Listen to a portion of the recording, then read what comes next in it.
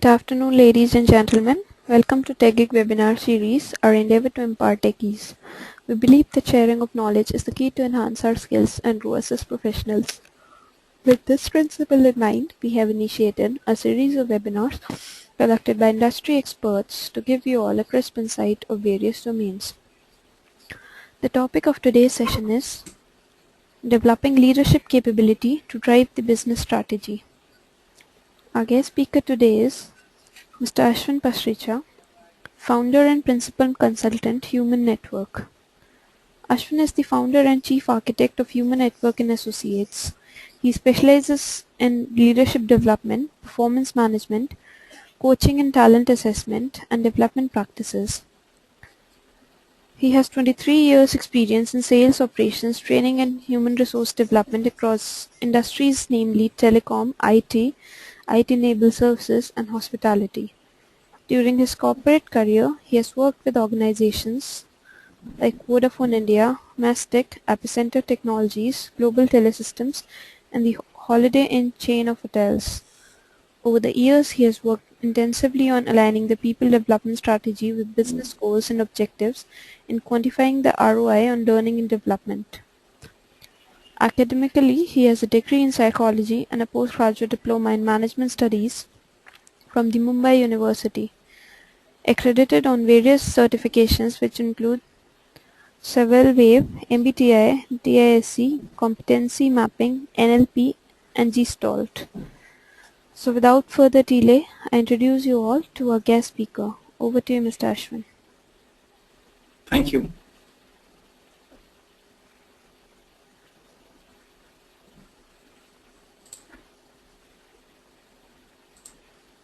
All right, a very good afternoon, ladies and gentlemen, and welcome to the webinar on developing leadership capability to drive the business strategy. So my name is Ashwin, and I'm the founder and chief architect of a niche HR consulting firm called Human Network.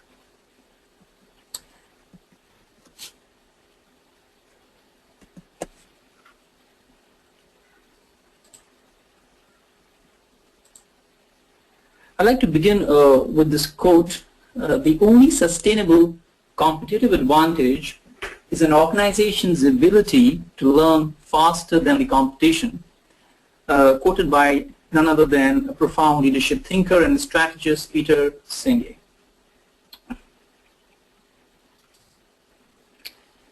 I think Goini has already introduced me to you at the onset. There's only one thing I would like to state here is that our work is based on actual life experiences backed by sound research, which helps us to provide deep insights into the how and why of behavior and performance. And I truly hope you'll find this webinar insightful and meaningful as we go along.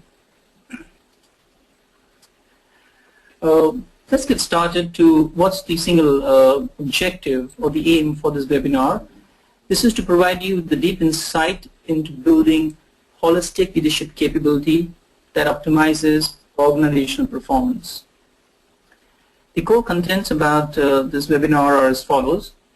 We will first begin with understanding a few transformational stories from Corporate India Inc., which helps us to give a sense of what leadership truly is.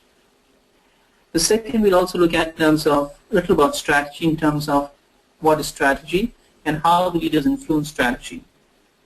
Going ahead, we talk about the strategy and performance gap, and then we'll move on to execution, the discipline of getting things done. We'll also kind of pause and look at leadership phenomenon in terms of what is leadership, why do leaders derail. We'll talk about leadership failure, and how do we develop authentic leadership in organizations. What I have for you also is a leadership framework, which we call as a generative leadership framework, increasing the capacity of leaders to really deliver hardcore results.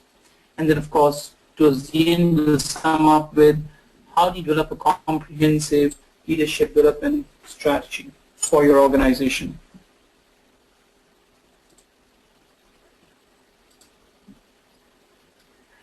So let's begin with some transformational business stories, companies that came back from the brink of failure. What you have here on this slide are 6 such stories. To begin with, we have Whirlpool India, and the business case was that the competition from new Asian rivals had pushed Whirlpool into the red. The strategy was about boosting employee morale, focusing on strengths such as people and product innovation. The leader was Arvind Uppal, President Asia Pacific Whirlpool. And then we had a very profound story about Thermax, really. The business case was that revenues and profits had stagnated in the early 2000s. The strategy restructured Thermax into 6 core businesses, brought in professional top management.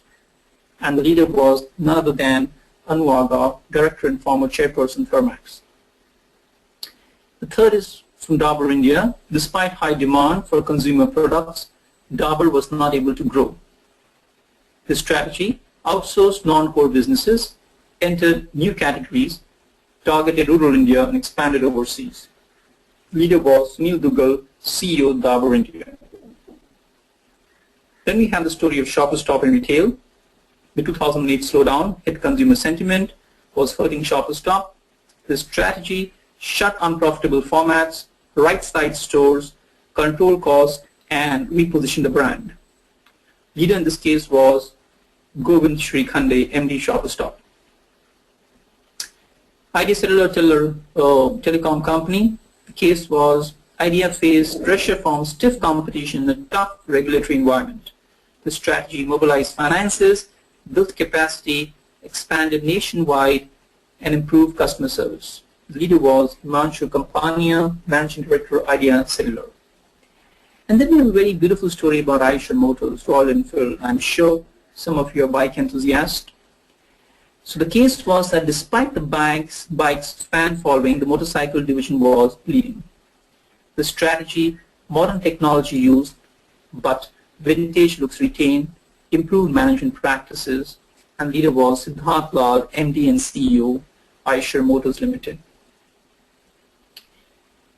We'll probably spend a few minutes on the Eicher Motors story because the Royal Enfield story is a very compelling one, really.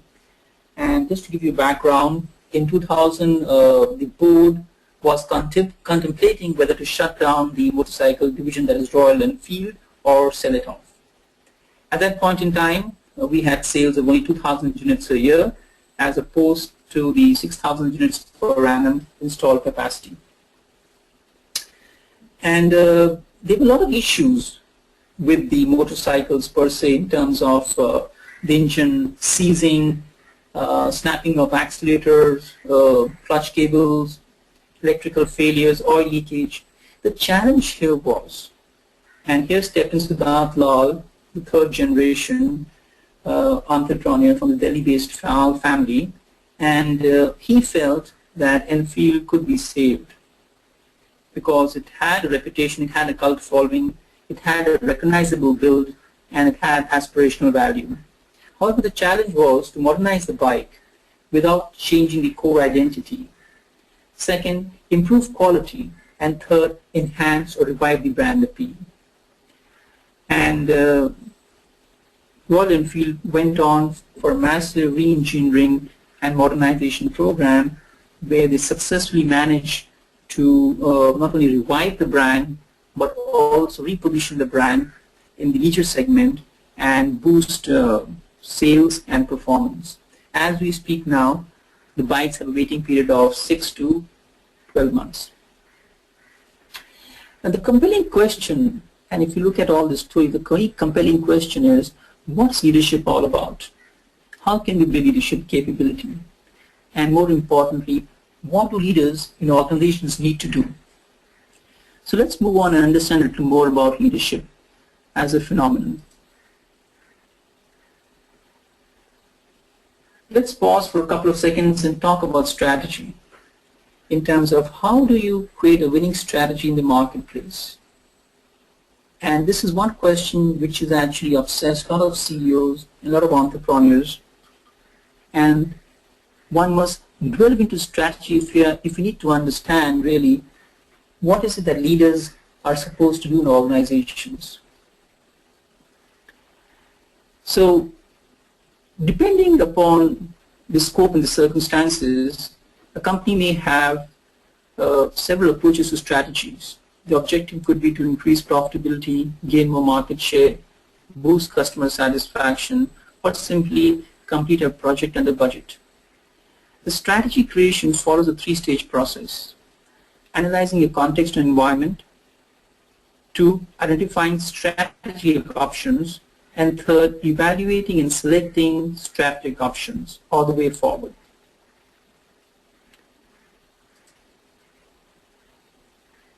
A strong strategic plan must address several key questions, and leaders possibly are the ones who really create the strategic plan for an organization by exploring these questions. So what is the assessment of the external environment? Because every business operates within the shifting political, social, and economic context. And one's strategic plan must explicitly deal with those external forces and the assumptions they generate. The second question for leaders in organizations: how well do you understand existing customer and markets? People tend to look at the businesses from the inside out, choosing to focus so strongly on making and selling the products and services that they lose awareness of the needs and buying behaviors of their customers. Third, what is the best way to grow the business? What are the obstacles to growth? Does a business need to develop new products, or does it need to take existing ones into new channels and to new customers? Does it need to acquire other businesses to meet key customer needs? Fourth, who's the competition? Sometimes businesses miss the emergence of new competitors who have more attractive value propositions for their customers, which was seen very evidently in the Nokia versus the Samsung case study. And then finally, can the business execute the strategy? An astonishing number of strategies fail because leaders do not make a realistic assessment of whether their organization can execute the plan. Are the short-term and the long-term needs balanced? Strategy planning needs to be conducted in real time, connected to shifts in the competitive environment and the business' own changing strengths and weaknesses. What are the critical issues facing the business? Every business has a half a dozen or so critical issues, the ones that can hurt it badly or prevent it from capitalizing on new opportunities or reaching its objectives. How will the business make money on a sustainable basis? So every strategy must lay out clearly the specifics of the anatomy of a business. How will it make money now and in the future? This means understanding several key pieces of information: the drivers of cash, margin, velocity, revenue growth, market share, and competitive advantage. As you can see, leaders need to ask the right questions and also help the organization find the right answers. And this leads us to the next question: is that if this is strategy, what do leaders, or how do leaders influence strategy? There are 4 key capabilities leaders need to have to actually influence the strategy. And the first capability is described as sense making, which means constantly understanding changes in the business environment and interpreting the ramifications for your industry and the company. So for instance, a CEO may ask, how will the new technology reshape our industry? How does globalization of labor markets affect our recruitment strategy? It's about making sense of what is happening out there in the business environment, making sense of complexity. The second is relating, building trusting relationships, balancing advocacy, explaining your viewpoints with inquiry, listening to understand others' viewpoints, and cultivating networks of supportive confidants. What example? A former Southwest Airlines CEO, Herb Keller, excels at building trusting relationships. He isn't afraid to tell employees he loves them and reinforces those emotional bonds with equitable compensation and profit sharing. The third is visioning. That's about creating credible and compelling images of a desired future that people in the organization want to create together. And the example is the eBay founder, Pierre, envisioned a new way of doing large-scale retailing in an online community where users took responsibility for what happened and had equal access to information. And The fourth is inventing, creating new ways of approaching tasks or overcoming seemingly insurmountable problems to turn visions into reality. eBay CEO Meg helped bring the vision of online retailing to life by inventing ways to deal with security, vendor reliability, and product diversification. So look at these four capabilities really: sensing, relating, visioning, inventing. This is what really helps leaders to make better sense of what is possibly going to happen in the future, given the fact that the business environment and business landscape is ever changing, it is complex, there's a lot of ambiguity, there's a lot of uncertainty for obvious reasons, and in one sense leaders are the navigators who steer the organization towards their destiny. Let's now deep dive into each of these capabilities to really understand what this is about. So let's start with sense making. Sense making is about getting data from multiple sources, which include customers, suppliers, employees, investors, other departments. The second step is to involve others in your sense making.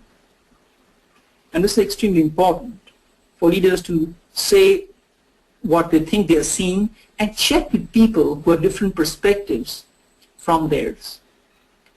The third is to use early observations to shape small experiments. So in order to test your conclusions or assumptions, leaders need to look for new ways to articulate alternatives or options and better ways to understand them. The fourth, do not simply apply existing frameworks, but instead be open to new possibilities. So try not to describe the world in stereotypical ways, such as the good and the bad guys, the victims and the oppressors, or marketers and engineers. As you see, that sense making is about more about gathering data, the analysis and the synthesis of data to really create options or possibilities to take the organization ahead. Excuse me. The second is building relationships. And first, spend time trying to understand others' perspectives, listening with an open mind and without judgment. And this is so important, really. If you really want to know if your strategy is going to succeed, then it's important to really understand what people are thinking, feeling about the way forward, the way ahead. So encourage others to voice their opinions. What do they care about? How do they interpret what's going on? Why? But third, before expressing your ideas, try to anticipate how others will react to them and how you might best explain them.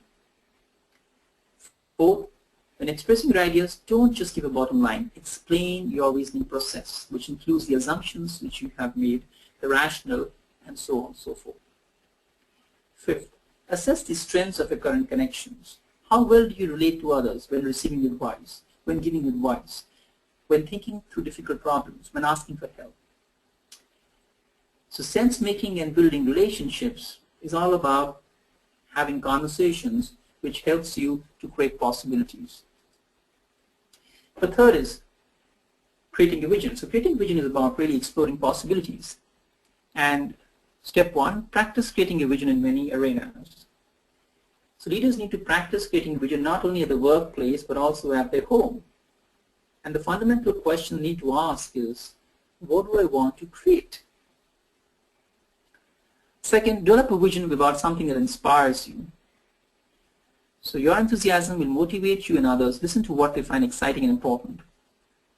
This is important really. Vision must be something which does something for you and others and the business.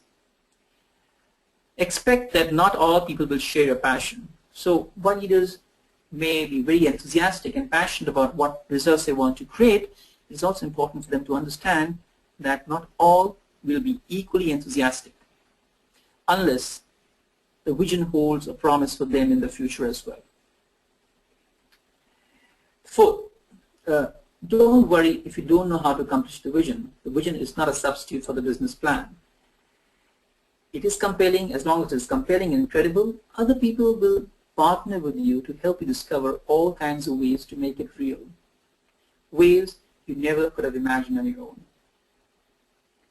And the fourth, of course, is cultivate inventiveness. So don't assume that the way things have always been done is the best way to do them. When a new task or change effort emerges, encourage creative ways of getting it done. Third, experiment with different ways of organizing work. Find alternative ways of grouping and linking people. When working to understand your current environment, ask yourself what other options are possible. As you can see, these 4 capabilities really help to make better sense of the current reality, explore what is stopping or preventing the company from moving ahead, and create possibilities while working with others to take the business ahead. Now, sometimes you get the strategy right, somehow something falls in between strategy and performance, and the key word here is execution. In a recent survey where managers were interviewed or asked their opinion to rate as to what is that thing which causes breakdown in the planning and execution process, the survey indicated that the average performance loss was 37 due to the following factors. 1. Inadequate or unavailable resources. Poorly communicated strategy, and that's very important. Actions required to execute not clearly defined. Unclear accountabilities for execution. Organization silos and culture blocking execution. Inadequate performance monitoring. Inadequate consequences or rewards for failure or success. Poor senior leadership. Uncommitted leadership. Unapproved strategy. Other obstacles including inadequate skills and capabilities. But what really strikes me as interesting is poorly communicated strategy and actions required to execute not clearly defined, and of course uncommitted leadership.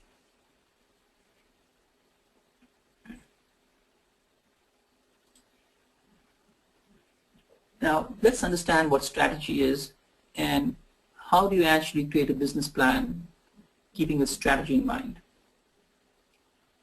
Much of the time we focus on actually actions and KPIs at the bottom of the pyramid. That is, what do we have to do and how do we do it? So we define as to what are the actions which will take us there towards the desired result, who are the owners, the time frame, the resources and outcomes. But do we really start from the top? Do we really go back to the basics and ask ourselves, right, what's our mission? What's our purpose? What do we do here? Whom do we do it for? Because when you answer that question, what really happens is you really motivate people. You give them a sense of purpose.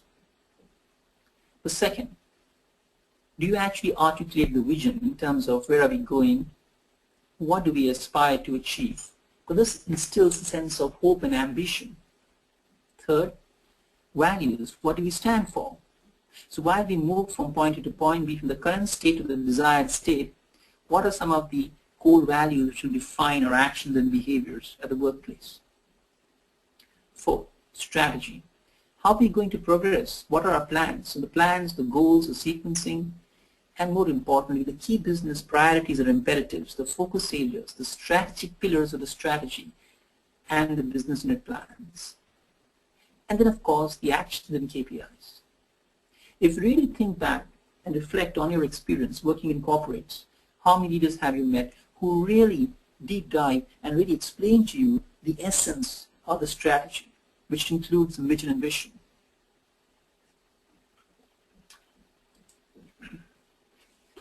So you have a perfect strategy, you have a perfect plan, but it all boils down to the end of the day is the execution.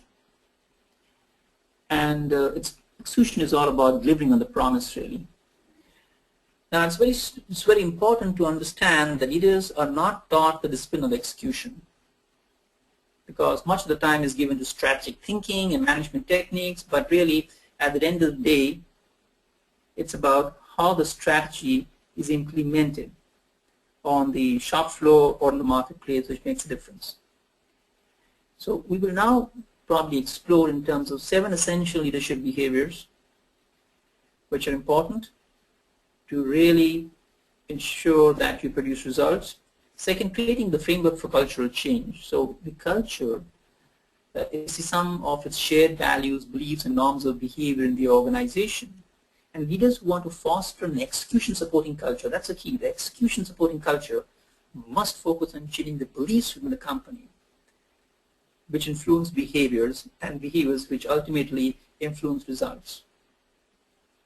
The third, the three core processes of execution, and we look at that really as to how do you link people to operations and how do you link people to strategy.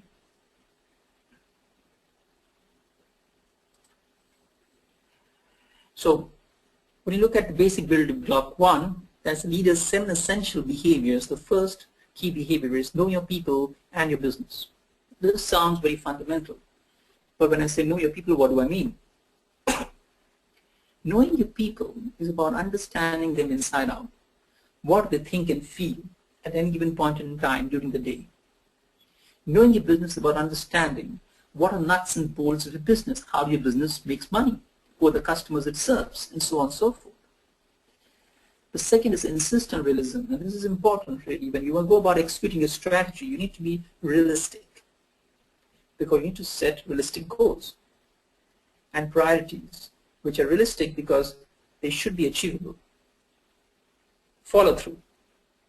Execution actually is all about follow through really. There's not much you really do once you start implementing the strategy or the plan. It is about how you actually set a mechanism to monitor the progress, linked to specific milestones. Reward the doers. This is something very important which gets overlooked. So rewarding the doers for the right action at the right time is key to ensuring that people are motivated throughout the strategy implementation process, which is execution. Expands people's capabilities through constant coaching, mentoring, training, and so on and so forth. And last but not the least, it's very important for leaders to also know themselves. What are their strengths, what are the weaknesses, what are the blind spots, and so on and so forth. The basic building block 2 is create the framework for cultural change. So how do you inspire a new way of thinking? How do you change behavior? How do you influence behavior? By changing rewards. And third is the importance of dialogue. A lot of research is going on nowadays which says that it's a conversation, really. Strategy essentially is a conversation.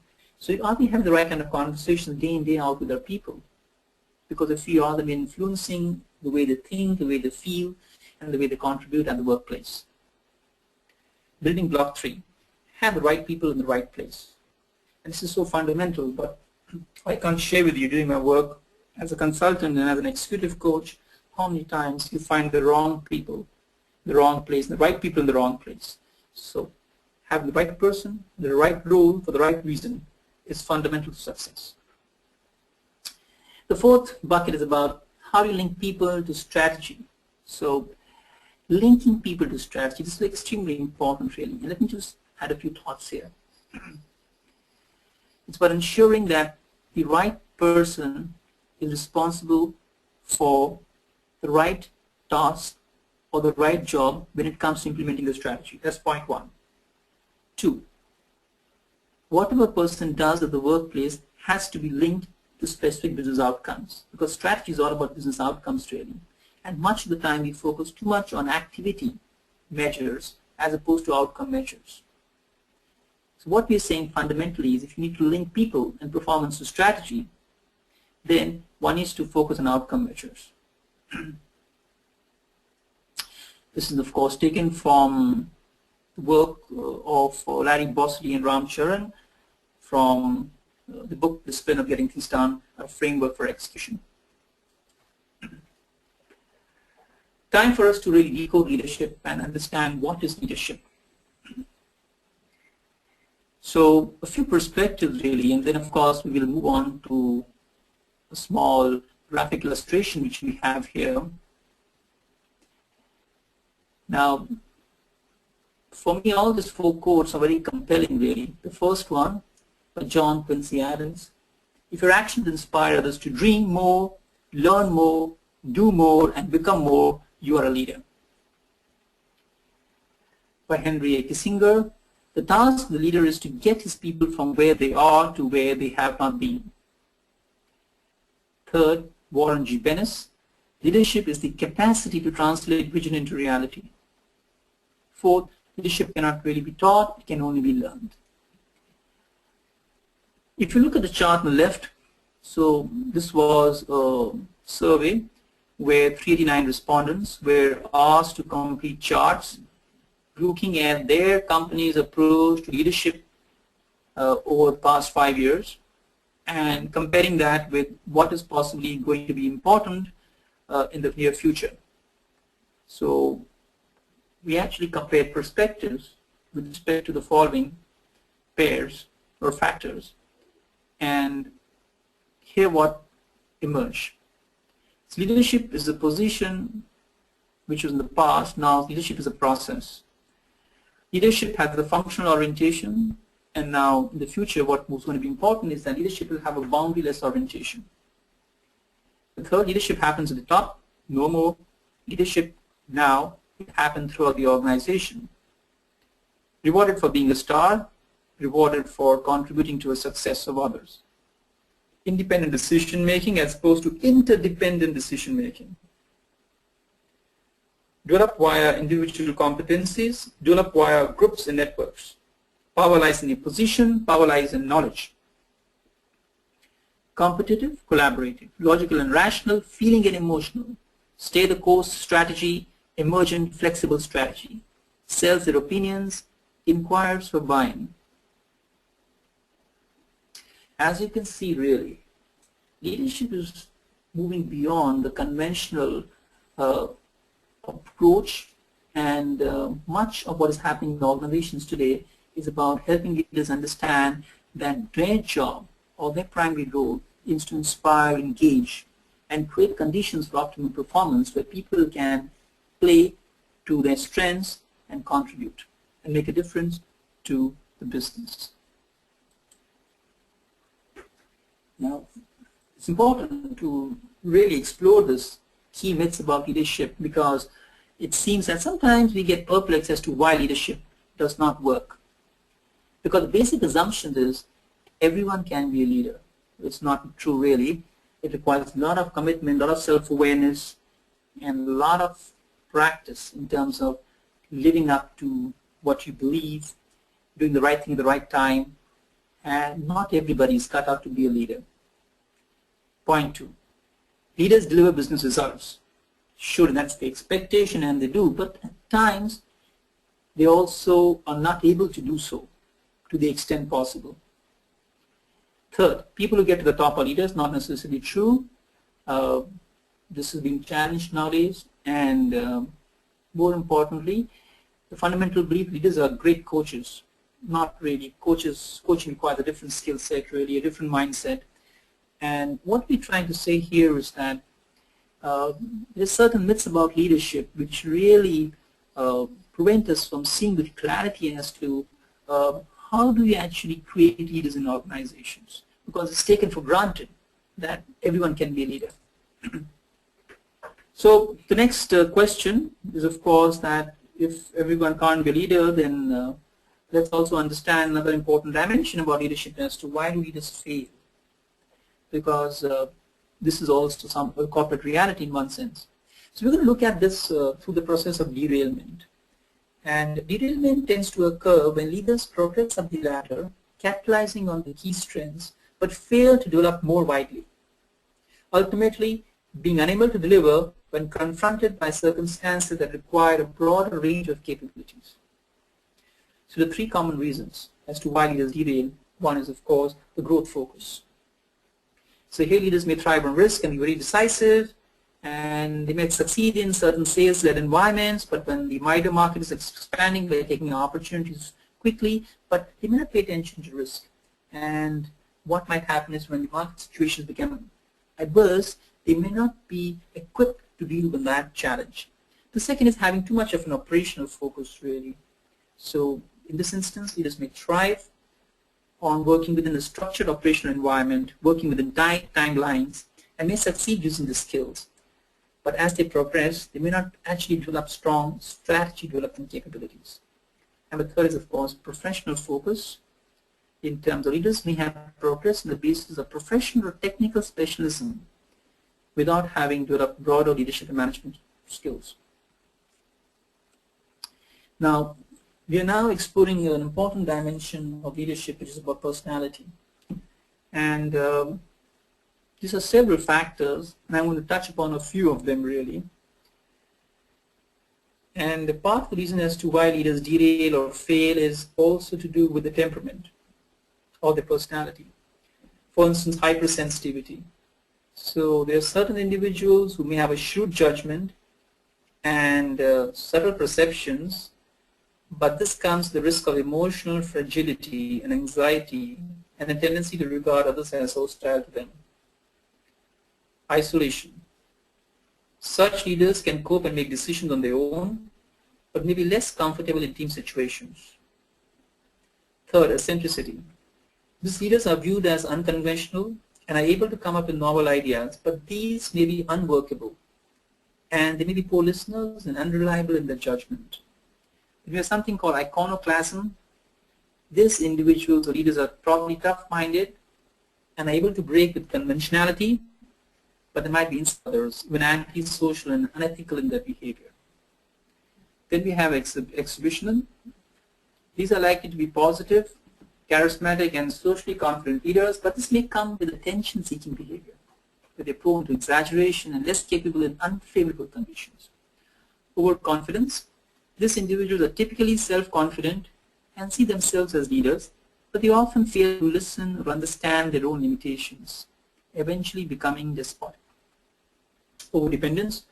People usually view these individuals as agreeable and easy to work with as good followers, but they might be risk-averse or lacking in influence. Micromanagement. This is something which is seen a lot at times. These leaders tend to be good administrators, methodical, attentive to detail, but they may be inflexible and rule-following and tend to try to manage others too closely. It's important to note that the personality of an individual plays a key role in this process from a psychological perspective, but with the increased risk of extreme behaviors occurring when under acute or continued pressure only. That means we may not stress leaders at all times, but in certain instances. So how do we develop leadership in organizations? And the key thought here is that we all have the capacity to inspire and empower others, but we must first be willing to devote ourselves to our own personal growth and development as leaders. Now, how do you actually develop authentic leadership? So the core principles are as follows. Learning from your own life story. And your life story provides a context for your experiences, and through it you can find the inspiration to make an impact in the world. So leadership emerges from your own life story, really. Think about it. Knowing your authentic self, having the courage to confront oneself, practicing one's values and principles, balancing extrinsic and intrinsic motivations, building a support team, integrating your life by staying grounded, and empowering people to lead.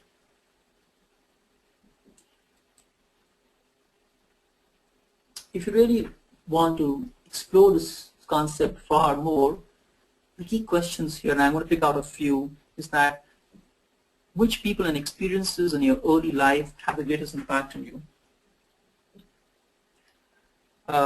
What is your authentic self? What are your most deeply held values? What are your intrinsic motivations? What kind of support team do you have?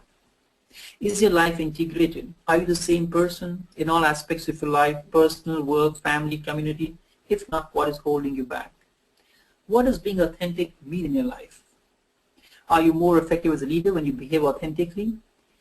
Have you ever paid a price for your authenticity as a leader, and was it worth it? So these questions actually compel us to really get in touch with what is authentic leadership. So moving from understanding a few fundamental leadership, now it's important to understand and explore a simple framework to really build leadership in organizations. And what we have here is certain dimensions of leadership effectiveness. So we start with really the early life defining experiences, which we term as the crucibles of leadership, what you learned as you grew up. and of course the values and core beliefs which act as guiding principles. The second is about your temperament, really, your personality, how you're behaviorally wired. Then of course it's about your leadership strengths, leadership competencies, and of course your leadership style in terms of how you come across when you're actually interacting with people. And if you really look at leadership development dwells into these four areas. And each of these four are extremely important when it comes to building holistic leadership capability, which actually influences results or performance.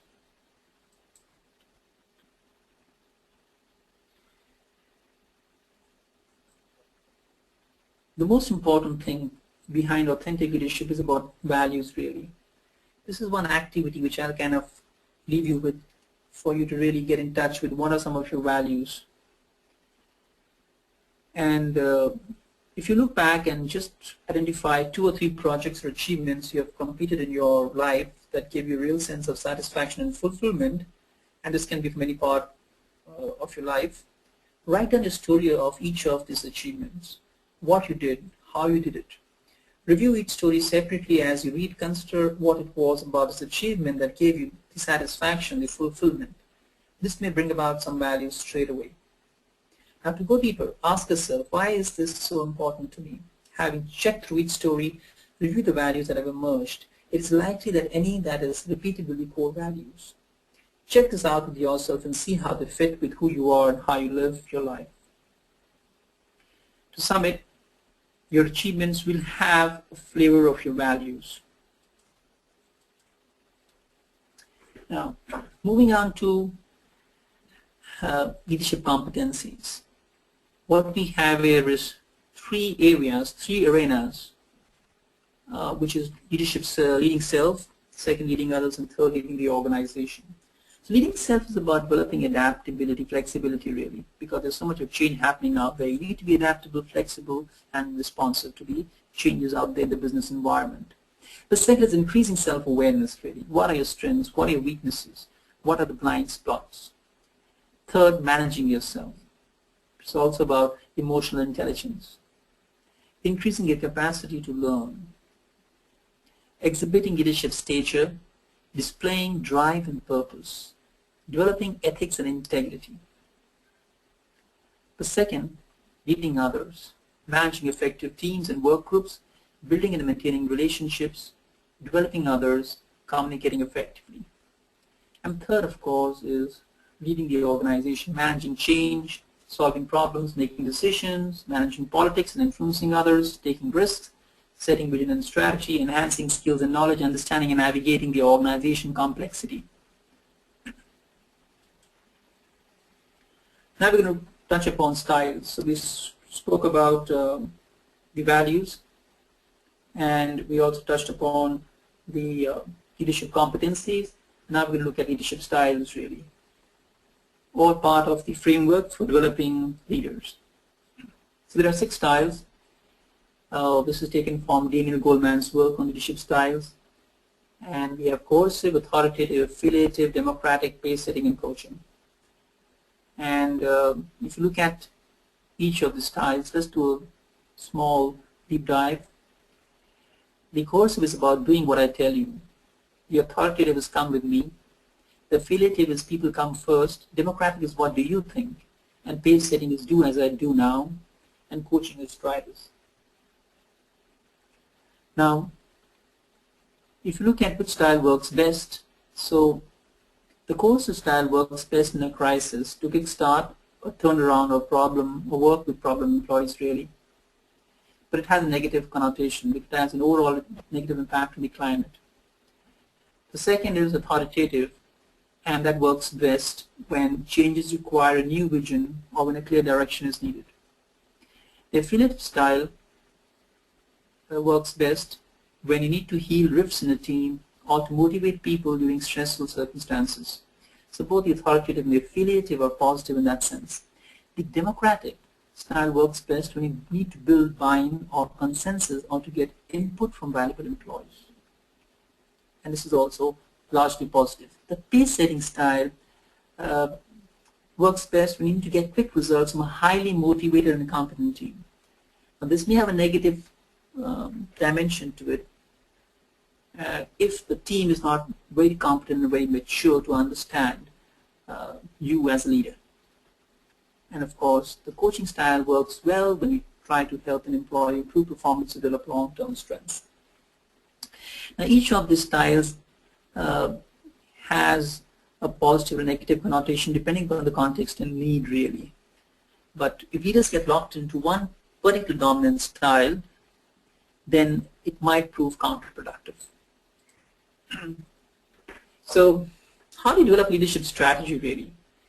And it's important to really understand that leadership is not about an individual. Leadership is about leaders in organizations and how they work together to actually deliver results collectively. This is something which is largely being ignored by organizations because organizations, in their wisdom, they focus on individuals. But the Center of Creative Leadership, which has been studying leaders and leadership across organizations across 50 years, believes that leadership is about developing collective leadership capability in organizations. So the key factors is about when you actually develop leadership strategy, one needs to consider the following. The quantity of leaders, leader quantity is very important. The quality, okay, in terms of skills, competencies, knowledge base. The collective leadership capabilities of leaders acting together in groups and across functions to implement the strategy, solve problems, respond to threats out there in the business environment, adapt to change, support innovation. And the fourth is the desired leadership culture, including the leadership practices used such as collaboration across boundaries, engagement of employees, accepting responsibility for outcomes, and so on and so forth. So one is, of course, the quantity and quality of leaders. Second is the collective leadership capability. And the last but not the least is the cumulative leadership culture, really. So leadership development is about the collective. In terms of when you develop leadership strategy, you need to link it to the business strategy, and this is something which gets ignored very often. So if you look at the strategy and understand the key drivers of the strategy, then you'll be in a better position to really invest in the right manner to give you the right result. So let's understand what we mean by that. So the key driver, which is key to your organization's success, is becoming more global, then the implications for leadership development are as follows. The requirement for greater cultural sensitivity among leaders. If the key driver of your business strategy is becoming more innovative out there in the marketplace, then the implication is that greater interdependence among leaders to create more effective collaboration across functions in bringing new products to the market. If the key driver of a business strategy is becoming more customer focused, then you need to develop and implement new processes for understanding customer experiences and translating them into improved business practices, and so on and so forth. So as you see, really, what we're saying is that the leadership strategy depends on the business strategy, and they cannot work in isolation. Somehow, in organizations, this link is not very conclusively established, and therefore, you find leadership development is a standalone initiative, and it does not actually speak to the business. So this is basically an illustration which tells us really in terms of if you want to really focus on quantity of leaders, then what are the strategies, what are the key actions required, and what are the other implications. So let's talk about skills and behaviors. For instance, if you're saying that you need to really improve the ability to innovate and adapt to change, the action is you need to incorporate behavioral assessments which helps us to give feedback, assess leaders and give them feedback as to what they need to do to develop this competency. We also need to now build in a robust assessment mechanism to see as to how can we support leaders to actually practice these new behaviors in the workplace so that they become institutionalized. So this is a kind of illustration which tells us exactly as to how do you actually devise leadership development strategy. Methodology could be several, and this is just illustrative, but it can include work assignments, coaching, mentoring, feedback. It could also include onboarding processes. It could also include, a kind of a business challenge. So one of the ways to really test leadership is about give a person a business challenge and ask them to turn it around. I think that, in my opinion, is one of the best ways you can really test leadership. And we come to the last slide really, which is about measures. And so when you look at measures, it's extremely important. There's something which is called foundational measures. So the foundational measures is about focus measures, focus metrics, and process metrics. So focus is about really, does the program meet the critical needs of leaders in the organization? The process metrics is about how the program is implemented. But as far as the business is concerned, it's more interested in really is the outcome really. So as the outcomes, it refers to changes in the organizational talent, and impact refers to the changes in business. So our behavior is changing, and the behaviors are changing. What is the impact of the change of behavior on results or performance, which could be financial results, business objectives, customer satisfaction, retention, whatever. This is a model which can help you to put a measurement mechanism in place, and it talks about how do you know the program is targeting the right skills, how do you know the program is being implemented well, how do you know the program has improved talent, and has your program affected the business in terms of financial savings or gains, business objectives met, customer satisfaction and retention. Okay, so I suppose that gets us to the end of this webinar really. And what I would do probably is open the floor for questions, and if I can invite Mohini to kind of set that up for me, please. Mohini, are you there?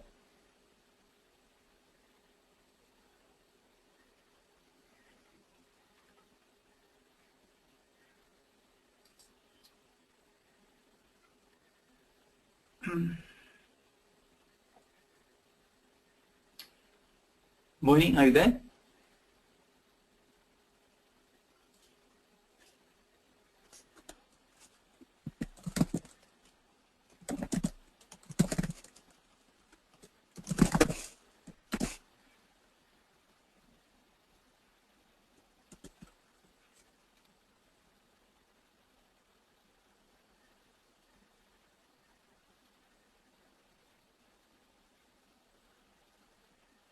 Hello?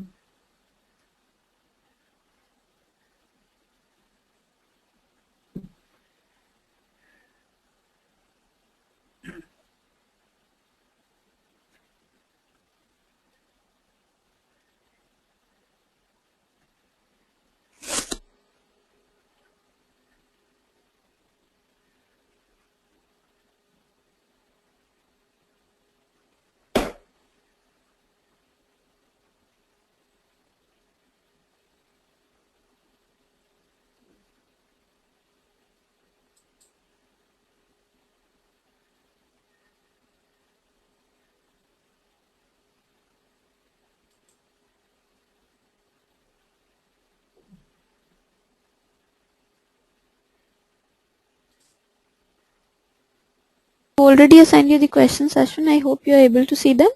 Yeah. Just I'm just kind of, okay, there is something to do. Can you read out to me, because what is happening is okay, I'm not able to expand that. Okay, just a moment. Can you read out the question to me? Would that be better? Okay, I got it. Could you please, okay, I'm not able to see, okay, I'm not able to see the asker's name. You need but this question which I'm you asking is, need could you to please enlarge go on it. live? You need to enlarge that window. Undock it and enlarge it as I told you. Okay, just a moment. Yeah, okay, I think I've got it now. Okay, just give me a second. Yeah, okay, I am getting this. Okay, there are quite a few questions actually. Okay.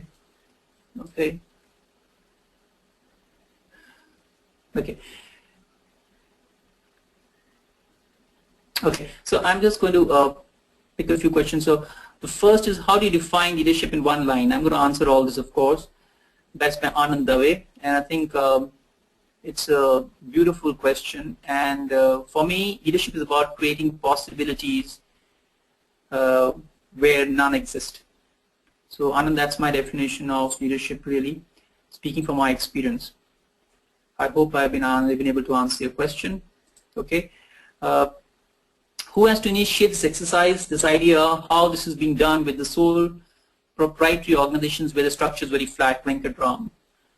Okay, that's a good question. In my experience, this has to be top-driven. So it has to be initiated by the CEO along with the Chief Human Resources Officer.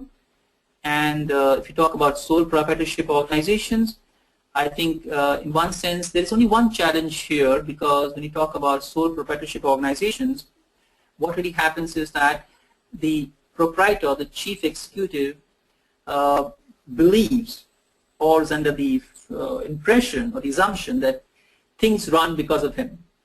And that's a very dangerous idea, really, because if he needs to grow the business beyond and scale the business up, then he needs to really invest in professional management. That's one. But two, he also has to learn how to give up control. So leadership is also about delegation. Leadership is also about capability building. Leadership is also about helping the business grow or adapt to the changes in the marketplace. So I think in sole proprietorship organizations, and I have experience because I have a friend who has a sole proprietorship organization, but he's been successfully able to grow because he's learned how to delegate and manage the business rather than just being in the business, as opposed to just managing the business from a helicopter view. So I hope I've been able to answer this question for yours. Okay, could you please throw light, what's the difference between transactional and transformational? So transaction leadership is essentially is from Senthil Kumar. So transaction leadership is about, it's more to do with the short term. Transformation leadership is more to do with the long term, really, long term view about people and the business. Transaction leadership is about, it's also a way of actually interacting with people in a manner where you're looking for just results. Transformational leadership is more about people in terms of leading, motivating, engaging them.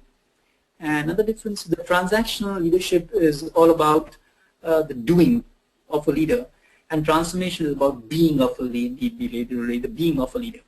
So there is a fundamental assumption here that transaction leadership deals with just the immediate now in terms of addressing the immediate priorities which the business is facing. But transformation is about the future, really. So I hope I've been able to give you perspective, Senthil. Thank you for asking this question.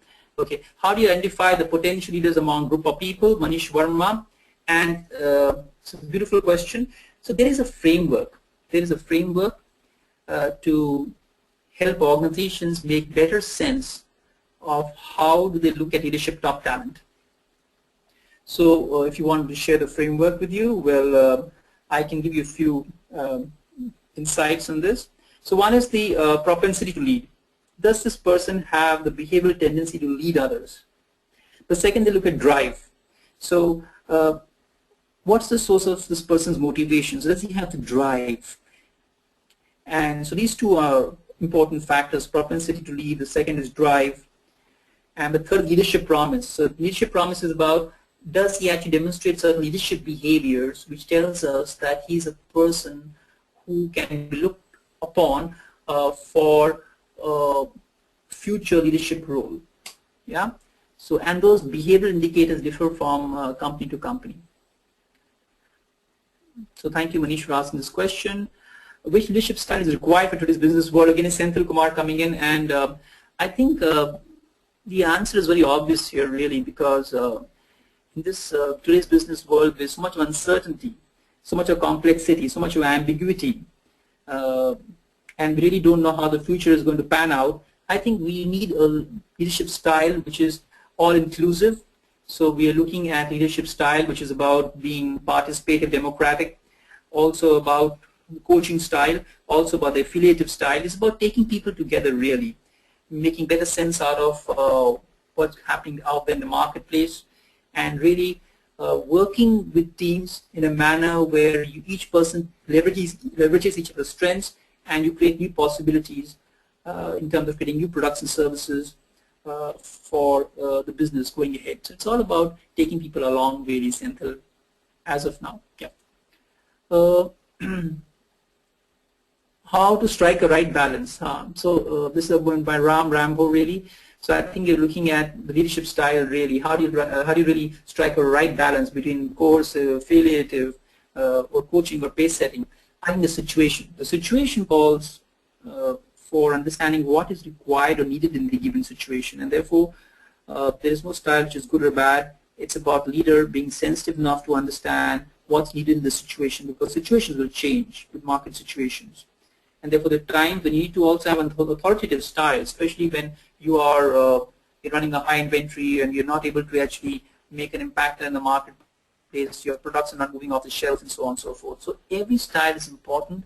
How do you strike the right balance? Not an easy thing to do for leaders, because this requires a lot of awareness, a lot of feedbacking, a lot of coaching. But organizations do kind of build this as part of the leadership development program, where they really give feedback to leaders and are they striking the right balance. Thank you, Ram. Beautiful question. How should the organization consider leadership development as short-term, medium-term, long-term, or situational? And this is by Naga. An organization should consider the short, medium-term, and the long-term as well. The situational is about how you respond intelligently to challenges in the marketplace. That is situational. But the leadership development dimension and a horizon has to have the short-term, medium-term, or long-term. What is more important is to understand how these three add up together. Therefore, the short-term must lead to the medium-term must lead to the long-term. If you only focus on the short-term, on a particular quarter, you will not be able to maintain consistency of results and performance. Therefore, all three are equally important. How should the organization consider? Okay, so this is a question I've answered really. It's come from Naga. How should the organization consider leadership development as short-term, medium-term, long-term, or situational? I've answered the question. All three need to tie in together necessarily to make a long-term sustainable impact. As evidence from the stories which I've spoken about in the start of the presentation, the story about Royal Enfield, that says it all. So in the short term, they have, in the medium term, they have managed to actually revive the brand. The waiting period is 6 to 12 months. And now for the long term, they invested in a plant in Chennai, which has a capacity of how many motorbikes, I forget, maybe 1 lakh or so per annum. So they are building capability for the future. So therefore what they are doing is, Siddharth Lal, the leader there, is doing is, he is now also on a modernization program to improve the quality and improve the reliability, so as to improve the brand image as well.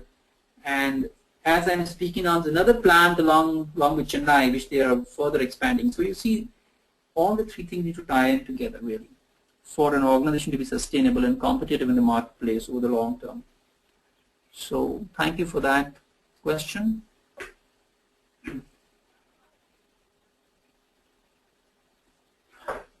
So I hope I've been able to answer all your questions. If okay,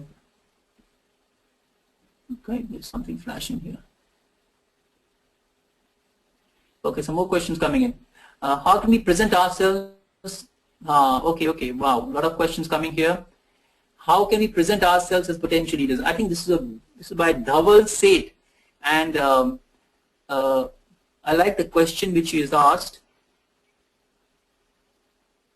Okay. There are a lot of people coming in. Okay, all right. Okay. I'm taking this one. Hi Ashwin, many thanks for the informative session. In one of the slides you said, not everybody is a leader. Then how will I understand or come to know that I am a good leader? Okay, beautiful question. Thank you so much. The fundamental assumption here is by organization that everyone in the position of power and responsibility is a leader. So I was referring to that. Not everybody who's in a position of power and responsibility is a leader. So how will you know that you're a leader? A, when you know you're making a difference to the business. 2, when you have other people's interest in mind other than your own. 3rd, you invest in relationships, which leads to creating a good team climate. 4th, when you step up, you yourself volunteer to take on certain organizational challenges and turn things around. Then you know you're making of a leader. Okay, so I hope I've been able to answer this question. That's a lovely question. Thank you, Bhima. What changes we need to face in each leadership steps? And this has come from Ghana Sekran Subramaniam. Beautiful question, really. What the changes we need to face in each leadership step? Okay. And I'm going to tell you from my experience. One is, if you really want to embrace or access leadership potential, you need to do the following things. Embrace your fears. Embrace your fears. That's the first one, really. The second one is challenge assumptions. So challenge assumptions. What is stopping you? What is it that you're capable of? What is it that you're capable of when you put your mind to it? So what is it that you're capable of? Challenge assumptions, embrace your fears, and take risks. Take risks and calculated risks. I think these three things, if you do, along with the fourth, of course, which is very important, is embracing uncertainty. Embracing uncertainty. So how do you embrace uncertainty? How do you make it your friend? If you can do that, then that's all you need to really move up the leadership ladder. This is what organizations look for. Okay. Okay. Okay. A lot of people coming in now. Okay, I'm with you guys. So this is the question. Most of the times, leaders we get are the ones who are elevated to the level of incompetence. Your thoughts on this, Ajay Raj? This is the reality. This is the corporate reality. And this is so very true, because there are leaders who are elevated to the level of incompetence, and somehow organizations don't seem to realize as to what a disservice they are doing to others. Look at these organizations. Look at these organizations, and you will see how the organization is performing. But of course, the harsh reality is that by the time organizations wake up, it's too late. And there are many examples in the IT space, I don't want to name a company, where there's a leadership gap. And it is because something is not working right. But more importantly, no one is actually doing anything about it. But organizations today are realizing if they need to sustain continued business success or performance, they need to start questioning and holding leaders accountable, which is happening now. It's happening, but like I said, it happens only when things are not working right, under adverse business conditions or performance. This has to change. I see organizations now beginning to be sensitive to this fact. However, having said that, a lot more needs to be done here. Thank you, Ajay, for this question. Okay. For example, from manager to senior manager, what kind of changes we need to keep aside? Okay. Again, from Ganeshan, okay, Subramaniam. So I think from manager to senior manager, if you look at it, it's a transition really. So you're managing others, now you're becoming a senior manager. I think the biggest change you need to look for, the biggest transition you need to make is now owning up in the sense taking ownership of certain business issues and challenges. When you were a manager, you were actually taking up certain team issues or taking up certain issues, you're confronting the team. But now when you're a senior manager, you need to actually take up challenges which actually confront the business or the delivery unit. So it's a huge transition really. Yeah. Okay. How to motivate ourselves to be a leader? Okay, Shravan Kumar, and I think Shravan, that's a very beautiful and fundamental question really. I think the first thing you need to discover is a source of motivation. It's a source of motivation in terms of what is your source? Is it about your values? So if you're in touch with your values, you really understand as to really what is it that you're all about. And second is, of course, where does the potential lie? So the day you discover your potential and the day you discover your talent, you will actually discover your source or the power which lies within and how to access that power or source. I know this is a very simple answer, but this is it's quite a big construct, and I do run a workshop around this, actually achieving a leadership potential. But it'd be difficult for me to elaborate more than this. But the key thing, clarify your values, get in touch with your strengths, understand the temperament, and you're on your way to becoming a leader. Thank you. How to know yourself? Any framework to work on? This is my Ramakrishna Badana. Yes, there's a framework. How to know yourself? Fantastic. The framework is very simple. Get in touch with your values. So the framework is based on the iceberg model. and you need to go deep below the surface of the water. So what lies beneath is, of course, your values, who you are and what you stand for, values and principles. What are your beliefs about yourself as to what you can do, what you can't do? Third, what are your talent themes? Fourth, what's your temperament? Fifth, more importantly, is what's your self-concept? How much do you value yourself as a person? That's one. Two, what do you think about yourself? So what's your own picture in your own mind's eye? Now this is a framework really, all right, to really get a deep insight into who you are and what you're capable of. And towards the end, I will flash my email ID. I'm also available on LinkedIn. Search out for me. You can write to me. I will answer in more depth if you want a more insightful answer. Thank you very much. Okay.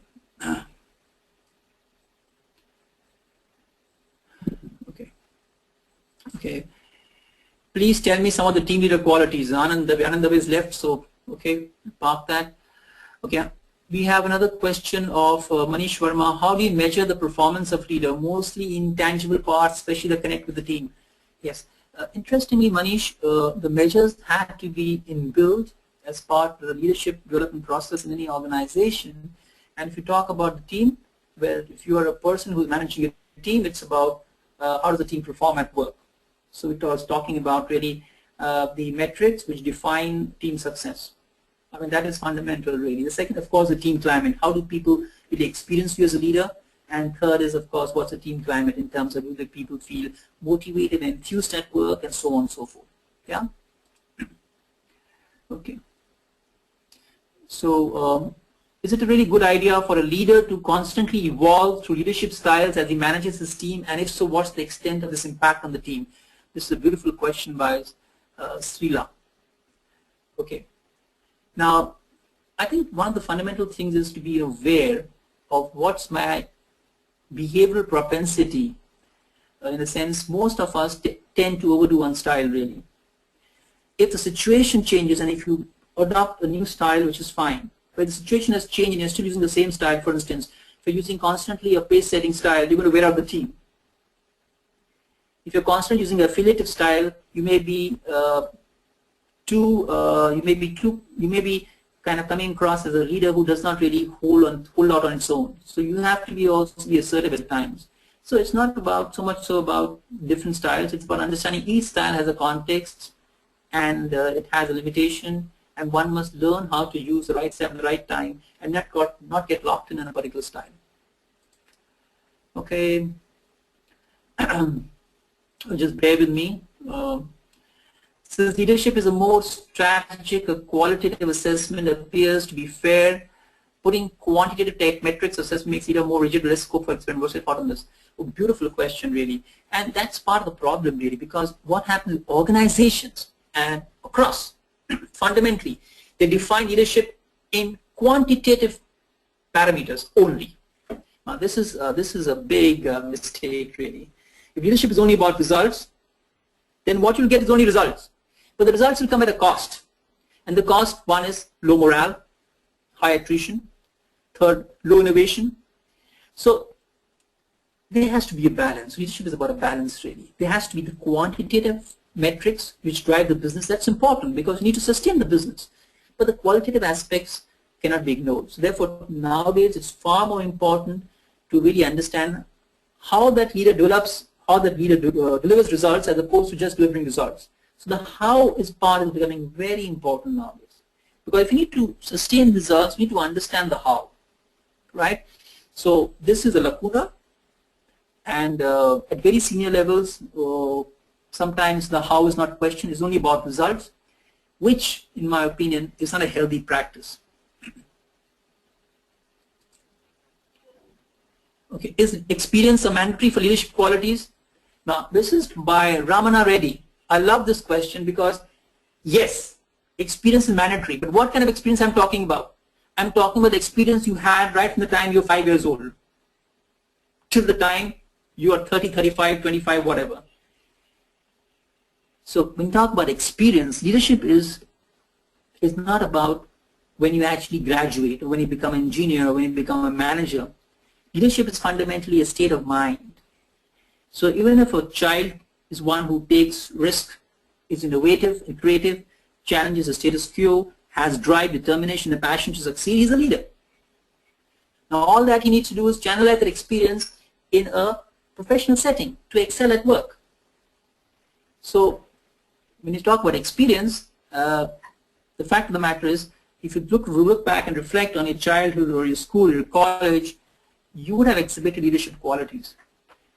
And it's maybe it's an assumption I'm making, but most of us actually forget that we have been leaders in one sense or the other in the past, and therefore you start wondering, when do I become a leader? You are a leader. Each one of us is. All right. Okay. Okay. How one should evaluate self while building leadership quality. Okay, this is a beautiful question by Pradeep Kumar. I love this question. How one should evaluate self while building leadership quality. I think when you're looking at leadership, assessment is about first within. So do you feel right when you take a right action? Do you feel right within when you actually stand by what you believe in, your values? Do you feel good within? That's one. That's one. Really, very important. Do you feel good within? The second is, do you feel you're making a difference? Do you feel you're making a difference? If you feel you're making a difference, then you're on the right path. So this is an intrinsic measure. The extrinsic measures, if you are really making a genuine effort, it's going to show up out there at the workplace. How? People will see you more proactive, people will see you being more engaged, people will see you actually taking risks, volunteering to do that extra bit. So people are also going to see as to how you exhibit what you feel inside on the outside. Leadership is about feeling good on the inside, really. If you feel good on the inside, if you feel you're integrated within, if you feel that, yes, you're a person who stands by what he believes, then it's going to show up out there. And people will start recognizing the signs. All right. So thank you for this perspective, Pradeep. And a couple of more. Okay. Okay. This is one. Okay. In Indian scenario, we see many organizations that apparently are unable to build the next gen leaders effectively, not getting into all the case studies in the past, but would point out from recent times, emphasis technologies. Why does even organization that performs so well in the past end up in a situation like this? How does large organization proactively address the issue of ending up with a lack of great leadership? What a beautiful question, really. And I can't see the asker. The asker shows technology expert. Let me acknowledge your contribution to this webinar. So to answer your question, I think each organization needs to be looked at differently because the reasons would not be the same. So we cannot generalize. You have referred to emphasis, technologies. So, and of course, we all know Narayan Murthy has come back to steer the organization back on track on the growth trajectory. The reason that emphasis, if I were to say an emphasis, could be different. What I observed about emphasis, and this is my observation based on what happened, a lot of leaders left in rapid succession one after the other. So I think that's a fair statement to make. Second, possibly what I observed from the what I read in the newspapers, that all had aspirations to become a CEO. Not everybody can be a CEO. Of course, you can be a CEO by rotation. But third, I think, according to me, what I intuitively feel, the communication piece around addressing people's aspirations probably could be one lacuna. That's what I feel. But moving beyond emphasis, I think only in MNCs, and that too in global MNCs, you have this practice of succession planning, leadership planning, and every CEO comes with a mandate, a business mandate, and a time period. So there's a mandate given, and there's some 2 years or 3 years given to him to achieve that business mandate. And there are certain signposts which he must achieve along the way. If he's not able to achieve those milestones, then of course he's asked to relocate and someone else new is brought in. But in some companies, this happens especially when the founder is also a promoter and he has a large equity stake in the company. And if he's not willing to let go of control, then this becomes limiting factor.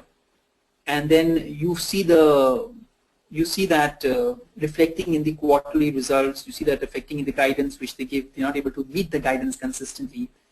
So I think really speaking is that there are few companies, and I can't think of anyone now, but Thermax comes to my immediate example. Thermax story, if you do some research, you'll find that Anuaga, she actually took over the reins of the company after her husband's unexpected demise.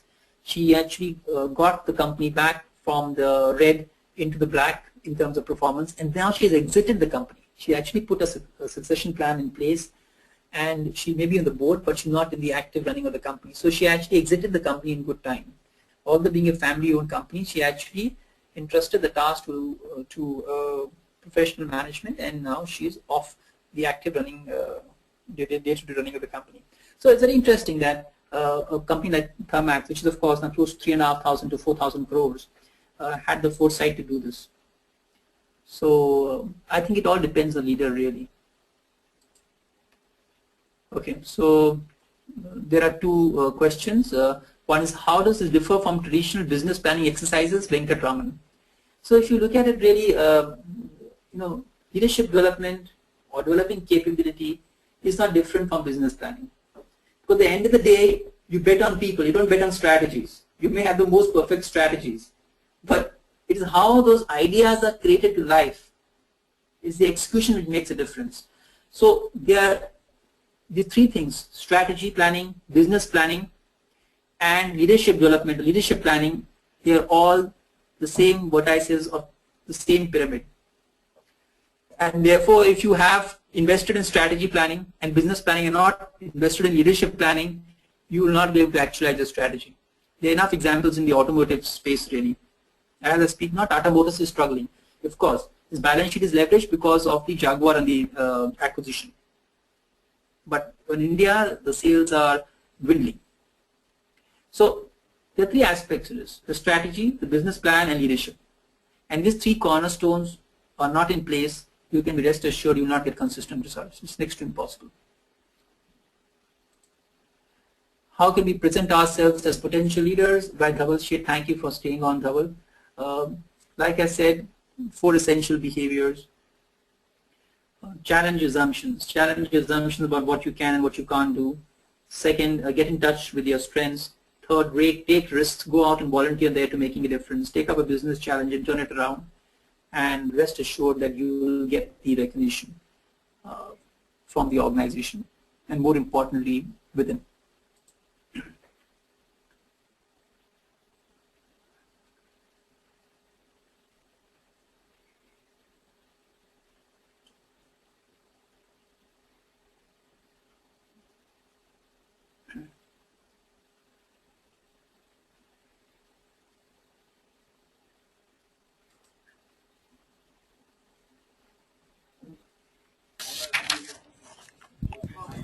Well, thank you so much for answering the questions, Ashwin. Those were the only questions we had.